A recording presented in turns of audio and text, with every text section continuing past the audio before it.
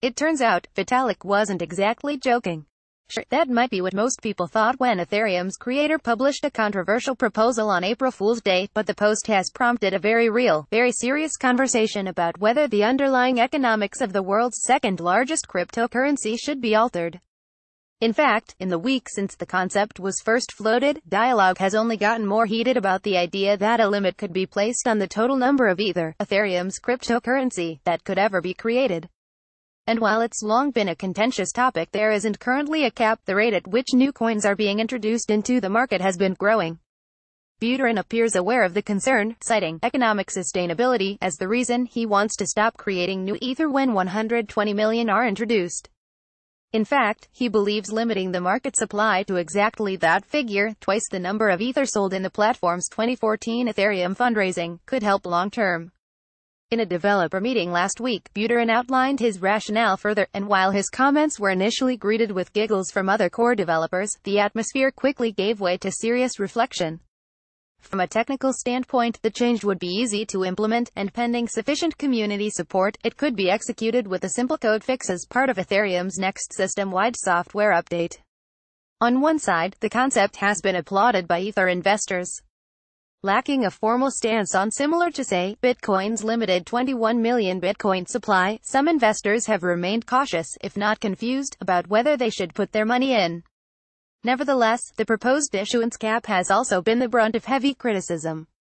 For one, critics cite Ether's role for the platform's security and are warning that the introduction of a cap would make the cryptocurrency a pure speculative investment play, something that many developers worry will make updating the protocol more challenging.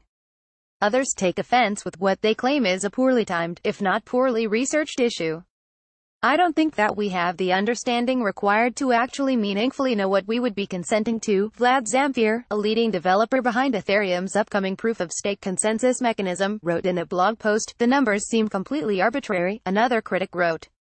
And a vocal opponent of the proposal, Ethereum developer Nick Johnson, tweeted, "The post has degraded into a bunch of people arguing pseudo-economics with each other, as if Ethereum were designed first and foremost to be an economy and not a computing system."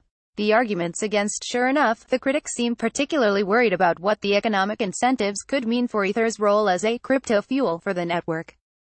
Ether has a primary intrinsic purpose on the Ethereum protocol, that is, to be consumed as a resource with which to run calculations upon a computational machine, an independent Ethereum developer, Daryl Morris, wrote in a blog post.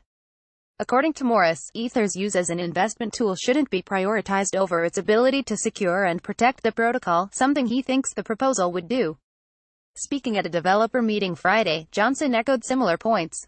Because such a limit would, theoretically, cause the value of Ether to rise, transactions that burn small amounts of Ether would be disincentivized. Funding through transaction fees encourages holding and discourages an active ecosystem, Johnson said.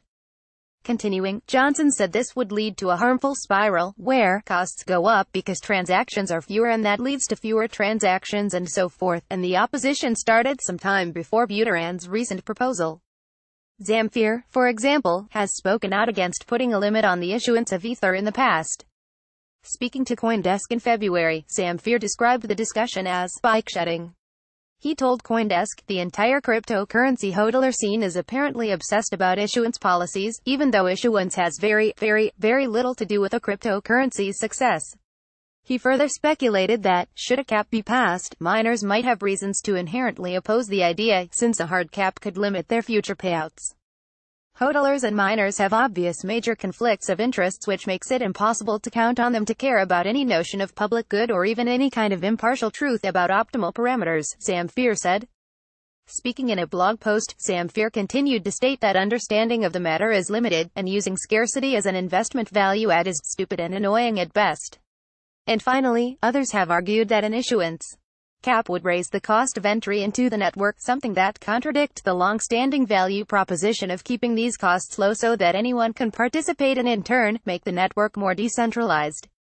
Speaking to that, one Reddit user wrote, "Great if you want to maximize your personal wealth, but shit if you want to create a decentralized economy."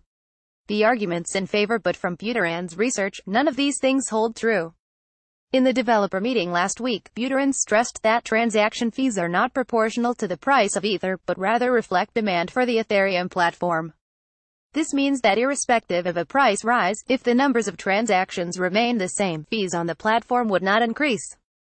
Plus, according to him, it isn't up to Ethereum to provide an affordable entry into cryptocurrency, that instead, new cryptocurrencies will provide that on-ramp.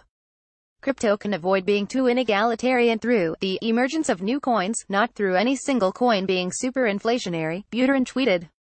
While the inflation rate on Ethereum is currently quite low, Buterin contended that even small rates of inflation are a huge deal in the context of financial market returns. With an unlimited supply, Buterin warned that Ether could even be surpassed in market capitalization by one of the ERC-20 tokens that have been launched on top of Ethereum. As tokens can be programmed without inflation, Buterin explained, basically every ERC-20 token becomes a better store of value than ETH. And on the topic of miner payouts, Buterin argued at the meeting that rather than miners being paid with newly created Ether, miners could, in the future, be paid directly by transaction fees. According to Buterin, that change would be simple to implement, since all the remaining Ether could be locked into a smart contract, and dished out to miners via fees over time. It would set any rewards to be proportional to the balance remaining inside of the contract, Buterin said. And while rewards would decrease as the total ETH supply converges toward its limit, potentially disincentivizing miners, Buterin said that inflation poses a similar risk. If we have a cryptocurrency which is inflationary, then that could lead to its value dropping, which by itself leads to less capital securing the network, Buterin said. And though he admits that it's a complicated thing to measure, Buterin said, I personally do think that there's evidence that basically transaction fee levels are capable of providing enough revenue to secure a blockchain. He added, and in the long run, if they're not, then there's the question of, well, how valuable is the system that we're building in the first place? Balloon animal image via Shutterstock. The leader in blockchain news, CoinDesk is a media outlet that strives for the highest journalistic standards and abides by a strict set of editorial policies. CoinDesk is an independent operating subsidiary of Digital Currency Group, which invests in cryptocurrencies and blockchain startups.